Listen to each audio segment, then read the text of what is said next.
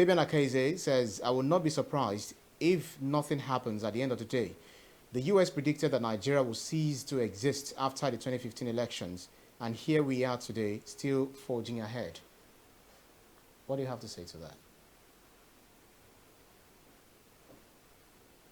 It's embarrassed when they said that, but even in Nigeria, there was so much tension. There are people who said that they'll make the country ungovernable, because they didn't win an ordinary party primary. But it has pleased God to keep Nigeria together. It doesn't mean that the threats are not there, but somehow Nigerians are resilient. We survived the civil war. Not many countries survive a civil war without breaking into pieces. But Nigeria is a peculiar country. It's a complex country to understand. That's why when people make some assumptions and predictions about Nigeria, they're always shocked that those predictions do not go according to plan, because ours is a country that is different to other countries in many ways. In many ways, we have some.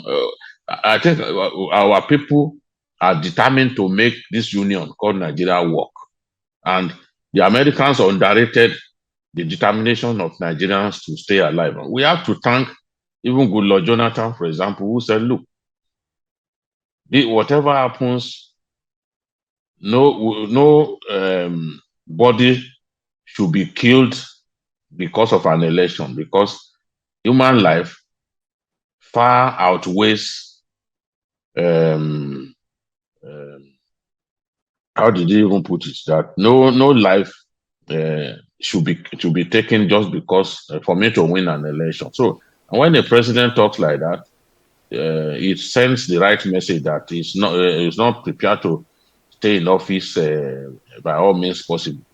So some of the actions of our own people ensured that the doomsday prediction of the Americans didn't come to pass. So, but it doesn't mean that those fault lines are not there. Nigeria is deeply divided. Nigerians need to be far more united as a people than we are currently. I don't think that at any time in our history we have been as disunited and disenchanted as a people as we are currently. So those problems are there, but it has pleased God to wedge us together, weld us together as a nation, and we really need to be grateful for that. Yeah. Olatunji Atonda says, BKO, can we justify America's action of not relating security information to our security agencies instead of making it public? I think you disagree with the fact that it was made public. The, the message was actually sent to the US national, the consulate, and those who are working with them. But he's actually concerned about the message being shared directly with our security agencies. How do you see that? Well, first and foremost, it was not meant for our people, and this is not the first time. America routinely issues travel advisory. They tell their people, don't go to Niger Delta area, you could be kidnapped. It is only the southwest that they advise their people to go to. They warn their people about the kind of crimes happening in all parts of our country. It's meant for their people. They value the lives of their people. Yeah. Look at a Nigerian American that was kidnapped in our country here and killed by suspected headsmen. America came here and flew him back to their country. That's to tell you how much they value their people and they don't want their people to die. So they've sent this message. This is for their people, not for us. It's for their people, and you can't tell them not to send travel advisory to their people. They've always sent it. It's just that this one happens to be blown out of proportion. It's not the first time. If you Google it, you see that America has been issuing advisory and warning for so long. But it doesn't mean that every time they issue this kind of warning that then it will come to pass. The Nigerian security agents will do whatever it takes to ensure that it does not come to pass. And we are encouraging them to be very professional, to go after these terrorists. We know where they are. Look, some of the raids that we have carried out in the last few days, in response to this warning. I wish that we carried them out earlier. So it's a win-win situation. We are seeing the security operatives go for these boys in the aftermath of this warning. When our brigade of guards soldiers were killed the other day, it triggered a raid on known enclaves, known camps of ISWAP in the FCT area. And the rates yielded dividends. So what I don't want to see is a situation in which we wait until there is a warning, or until our troops are killed, or until our people are attacked before we go for the jugular of these guys.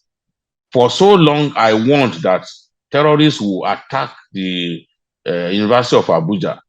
I said that the area was not protected enough, and invariably it happened.